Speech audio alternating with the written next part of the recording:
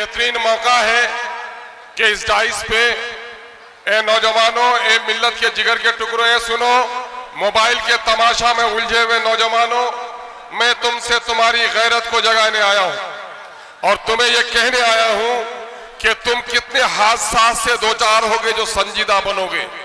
तुम्हें कब संजीदा बनना है, तुम्हें कब रंजीदा होना है, तुम्हें कब तालियां बजानी है, कब तमाचे तुमको उठाने हैं, इसका वक्त तुम्हें सीखना होगा। तुम्हें मालूम है कि मुल्क में इस वक्त तुम्हारे आलिमों की दाढ़ियां उखाड़ी जा रही हैं, तुम्हारे नसीर शाह को पुलिस कस्टडी में जाकर पीट पीट कर मार डाला गया।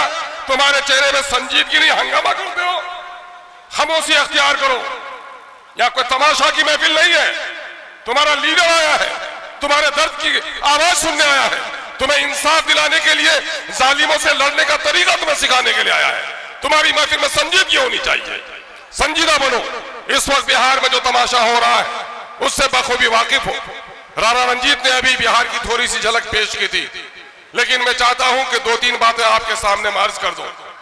नौजवानों और अजीजों, मुकद्दर के फैसले आसमानों में होते हैं, लेकिन जमहूरी मुल्क में किसी भी इलाके और किसी भी कम्युनिटी की तकदीर का फैसला असेंबली और पार्लियामेंट में होता है। असेंबली और पार्लियामेंट में जब तक तुम्हारे अपने लोग नहीं होंगे, उस वक्त तक तुम्हारी तकदीर और तस्वीर नहीं बदल सकती है।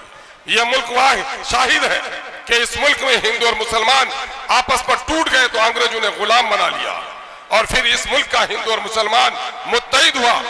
अपने धर्म का प्रचारक गांधी आया और मौलाना अबुल कलाम आजाद मुफस्सिर कुरान एक साथ बैठा, तो फिर मुल्क को आजादी दिलाने से कोई ताकत नहीं रोक सकी। तुम्हें समझना पड़ेगा मुसलमानों कि इस वक्त तुम्हारी जो तादाद है यहाँ पर, तुमको हिकमत की लड़ाई लड़नी पड़ेगी। हिकमत की लड़ाई लड़ने के लिए जसीमुल हक को और डॉक्टर हमीद और बच्चा राय को एक होना पड़ेगा, एक दूसरे का ख्याल रखना पड़ेगा, इसी इत्तेहाद का सबूत देना पड़ेगा।